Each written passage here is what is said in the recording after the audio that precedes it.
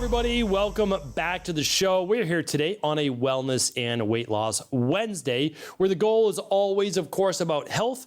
But if you're talking about body transformation, you're sometimes talking about starving the body, going on crash diets, doing things that are not healthy for you or your metabolism in the long run. What I wanted to share with you, though, is something that's just dramatically overlooked in this industry. And it's because sometimes the focus is on deprivation. I don't want you to be someone that has to severely limit your calories or even limit the amount of food that you're eating. I want you to feel satiated, even if your goal is to lose weight and get healthy overall. Remember, one of the biggest goals we have, of course, in our practice is getting people as healthy as humanly possible. So we actually move through a continuum of helping people achieve a healthy weight, because when you do that, every single causal factor for mortality goes down. Meaning, like, the top 5 causes of mortality are heart disease, stroke, diabetes, cancer, and Alzheimer's. If you get to a lower weight, not too thin, I'm not talking about too thin for sure, I'm talking about just a good weight for your body, all of those factors for mortality go down. So amazing. So that's lifespan, right? But health span also improves. So every factor in terms of quality of life, less pain, less inflammation, etc., goes up. So health span improves too. And what I wanted to share with you today, and why I'm holding this bag of organic broccoli, yes, this is a bag of organic broccoli, and it's frozen right now because I want to teach you how easy this can be, is to start to incorporate higher nutritional foods with low caloric density into your diet. So they're typically referred to as low calorie, nutrient dense foods. And now we can talk about all the different types, and I'm going to share with you an unbiased look at all the different types. But what I want to share with you is this. First and foremost, when I'm looking at helping a client create their meal plan, what I want to do is look at, all right, let's be honest, average day, how many calories are we eating, right? Okay, we go through that. And I say, okay, if the calories are fine or low, I don't have them eat less. I actually just switch their foods to more nutrient dense foods, okay? And I'm going to share with you just in a moment how to do that.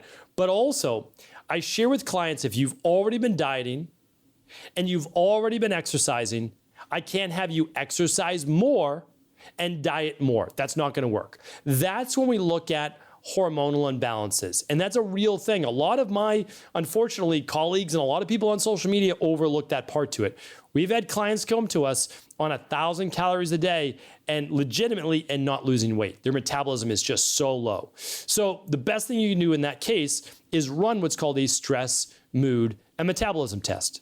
It will give you your hormonal profile. Estrogen dominance, that might be an issue. Low thyroid, that might be an issue. High cortisol at night, that might be an issue. Low vitamin D, like all of these things matter. High blood sugar levels. The stress, mood, and metabolism test shows you all of those things. So if you've already been exercising 5 days a week and you've been dropping your calories and consistently, right, being honest, there's a metabolic issue. Please don't diet more or exercise more. Look at what is going on with the metabolism. Fix that. Life gets so much easier. I'll link that up today. That's at stevencabral.com/2728 for the at-home lab test called the stress, mood, and metabolism. Okay. Now let's get back to, though, let's say there is room for improvement with your nutrition, especially after listening to today's show. If you were to eat one, guess how many, again, you might be listening to this on audio, but if you're watching this on video, this is a big bag of broccoli. All right. I want you to guess inside of this bag of broccoli. Well, let me tell you exactly how much it is. There's 5 cups. All right. Guess how many calories are in 5 cups of broccoli? If you were to put a plate, like your dinner plate there, it would be a heaping mound of broccoli. So 5 cups. Think about 5 handfuls. Again, if you're in your car, how many calories would be in 5 handfuls of broccoli? Right? Think about that. Here's what I want to share with you. A single cup, 1 cup, is only 25 calories. So you can eat an entire heaping plateful of broccoli, and it's 125 calories. When you look at that, that would be 12 grams of fiber. 15 grams of fiber. Basically no sugar. It would be 15 grams of protein, believe it or not, from all of that broccoli, and 0 fat. Now, I'm not talking about macros with you here today. I'm talking about nutrient-dense foods. People get way too overwhelmed with macros. I get it. I understand it. It does work in the beginning, but it dilutes your long-term knowledge and wisdom around eating. What I want you to do is start to look at food in a different way. And it's not just broccoli. You could take cauliflower, carrots, many other things as well, and all of your veggies. And you could look at a cup at about 25 to 35, 40 grams of total calories only. So that means when you are creating a meal, let's just talk about a lunch and a dinner. I've talked about the best breakfast for people on previous shows. I'll link up the best breakfast at stephencabral.com/2728. Okay. And I'll also link up protein at breakfast, etc. But let's just talk about lunch and dinner. Let's say that you weren't someone that liked to have a salad. No big deal. Like, you might not be a salad individual. Totally fine. You probably ate as many salads as you could probably eat in this lifetime. All right. But let's say we want veggies in there. And we want vegetables because we want the good fiber. Keeps us satiated. We also want to be able to eat a lot of food because we want to be able to eat because we like to eat. Okay. Well, let's say you did 4 cups of vegetables. That's a lot of vegetables. But let's say you do 4 cups because you can eat 4 cups. That's only 100 calories. Okay. So now you just ate you have a massive plate of vegetables, 100 calories. Now, you want to put on some healthy fat, or you want to add some healthy fat. What do you want to do? Do you want to add some olive oil on top of your, maybe you steam your veggies, maybe you bake your veggies, however you like to do it. Let's say you want to add some olive oil on top. Okay, let's say you want to drizzle 2 tablespoons of olive oil all over the veggies and add a little bit of sea salt. Sounds fantastic. Okay, so what do? Well, we add about 240 calories or so for that olive oil. So we have 100 calories for 4 cups of our vegetables. Choose any variety you want. I'll talk about the frozen in just one moment. Now we're going to add the 240 calories from our olive oil.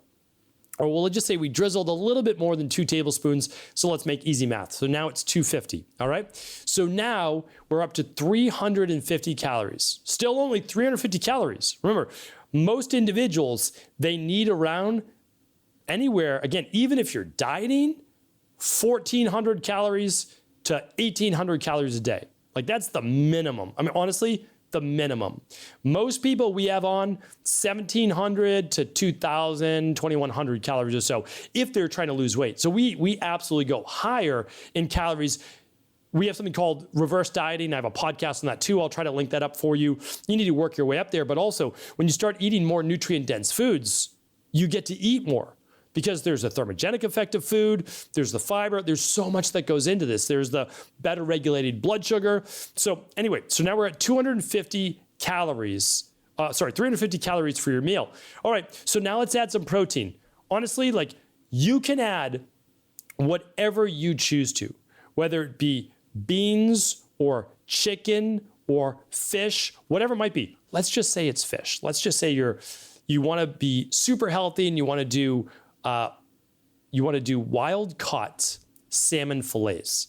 Fantastic. Okay, let's look at that. So if I'm looking at a wild caught salmon fillet, we want to look at the profile, the nutritional profile of what that's going to look like in terms of protein, fat, and carbohydrates. Now, if you've been doing this a while, you probably already know that there's no real carbohydrates in salmon. So we're really only talking about fat and we're talking about protein. Now, if you know about wild salmon, you know that it's actually lower in total fat, but higher in the good omega-3 fats. So when we're talking about the benefits of wild salmon, we're going to look at the amount of fat first. So if we're looking at a 2-ounce serving, which nobody's eating, right? So let's move this up to like a normal serving. Let's say 6 ounces. We're going to look at about 10 grams of fat, all right? And then no carbs, as I said before, and you're going to look at about 36 grams of protein. So now all total in your wild salmon, we're adding 240 more calories. We'll just say it was just a little bit more. You got up to that 7 ounces, right? We're going to earn the side of eating a little bit more. So now We have our 4 cups of veggies, which, by the way, if you've ever eaten 4 cups of vegetables before, it's an enormous amount of vegetables. And then after that, we add our olive oil for some healthy fat. You can replace it with a half an avocado if you'd prefer. And we have a nice 6-ounce piece of salmon, which is about the size of your fist. So now that's a pretty good meal, right? Okay, so 250 plus 250 salmon plus the olive oil, we're at 500. And then for our veggies, which is 4 cups, right? It's the most, right? It's the most low calorie and nutrient dense. Now we're at 600 total calories. So here's the thing. You're going to give yourself how many calories per day? 1,700? I don't know what you're eating per day, right? I've given lots of shows on what you should be eating, but honestly, don't worry about how few calories you can eat. In my body transformation practice way back in the day, and in my functional medicine clinic and natural health center in Boston, never once did we give clients a calorie meal plan. Never once. All they did was focus on what we're talking about right now on this show. And I gave them a meal plan builder. And it was very simple and very straightforward. And they got to do this. Choose a protein. Choose a healthy fat. Choose your vegetables. That's it. Like, that's what we did. And even if you ate that meal that I just gave you right now, that's a pretty satiating meal. Feel free, if you want, to substitute the salmon for chicken or for meat. It's not going to be radically different. It's honestly not. And so when you look at that in terms of maybe a little bit more protein here and there, but not hugely different in terms of calories. So it might be like 750, like not big, like not major, honestly. So when you look at that, you have an easy meal plan template. Choose a lot of vegetables, either avocado or olive oil. Add a protein, chickpeas, hemp hearts, salmon, fish, chicken. I'm not going to get into that debate right now. But that allows you to create meal plans. If you just follow the amount that I gave you right there, right, about a fistful of protein, about 2 tablespoons of a healthy fat, and then your 4 cups of vegetables. Add your seasonings that you like, right? Give it flavor. Squeeze some lemon on the salmon. Squeeze some lemon over everything, the veggies, or some lime, like whatever you enjoy doing. We do that in my house all the time. I mean, one of the best things that you can do just for a dressing is just lemon juice, maybe a little Bragg's apple cider vinegar, maybe it's just olive oil, some sea salt and pepper, whatever you like. But what I just gave you there is, that's only 1,200 calories. 600, same meal plan at lunch, same at dinner. And what does it give you? It gives you another, 400, 600? They can also do the same thing at breakfast. So breakfast could be lower calorie, it could be the same. And that's typically what we do. Again, I'm going to link that up for you, is a smoothie or something simple. Really easy to digest. Also lower calorie, but nutrient dense. These are the foods that feed your body. They're removed of all of the processed flours, and it also makes your decision easier because you say, it's just not part of my diet. Now, use those for a fun flex meal, whatever you want to do, totally fine. I do the same thing on Friday nights or Saturday nights. I'll do some pasta and some bread, and I won't apologize for it at all. I don't feel guilty about it. I enjoy it. But that's not my everyday eating. My everyday eating are lower calorie, nutrient dense foods. Now, I eat more than the 600 calories, but you do it based on your body. I'm not looking to lose weight anymore. Like, I've achieved my goal weight, and you'll find your goal weight as well. So one more thing I wanted to talk about, these frozen veggies. For me at work, I am not a gourmet chef. I also don't have a lot of time to run out of my office and spend an hour at lunch. It would be great, not able to. What I do is I just take 3 to 4 cups of vegetables and I bake them in a little toaster oven, that's all. When they come out, I add olive oil and a little sea salt, sometimes some cracked pepper. And then in my office, I add hemp hearts or chickpeas. I mix it together and it is a massive amount of food. It's absolutely delicious. I look forward to it, and it's super simple. And I vary the vegetables as well. Broccoli is always a part of it, but sometimes it's a blend of carrots, or it could be some mushrooms in there, any sorts of different things. And you add just that olive oil. I love good olive oil, and some sea salt. It makes all the difference in the world. Squeeze some lemon over that if you have it available. I don't have that available to me in my office. Of course, I could buy some lemons, but I keep things super simple. And when you do this, it's inexpensive. Honestly, anybody can do it. You don't have to be a chef. I'm not a chef. I put them in a toaster oven, cook it for, 20, 25 minutes or so, and it's done. I don't have to cook the chickpeas. I don't have to cook the hemp hearts. And the other thing that I do, and for me, since I need a little bit of starch, which I'm bringing that into today's show, is I can add a little bit of that starch then. And that could be, whether it's for you, it could be some wild rice, it could be some Japanese yams or some purple sweet potatoes, anything like that. Is if you need to gain a little bit of weight or maintain weight, we'll keep that for a different show. But hopefully this was helpful. Let me know what you thought in the comments. I would love to hear from you. Thank you so much. This was actually a reader question, and so I wanted to bring out, how simple you can make this, but it's all about your focus. Focus on the nutrient dense, like super nutrient dense foods, like your brightly colored fruits and vegetables, and then go for the lower calorie, nutrient dense that'll allow you to enjoy eating a lot of food. And then you add on your protein, your healthy fats as well. So again, hopefully this was helpful. Have an amazing rest of the week. I'll be back tomorrow with another Cabral concept. Thanks so much for tuning into today's show. Before you go, don't forget to hit that subscribe button. I want to make sure that you're getting our daily content, not missing out on anything functional medicine, wellness, weight gain, weight loss, anti-aging, living longer, stronger, and all of the most cutting-edge research. And if there's any topics you want to hear, feel free to leave them in the comments below. Take care.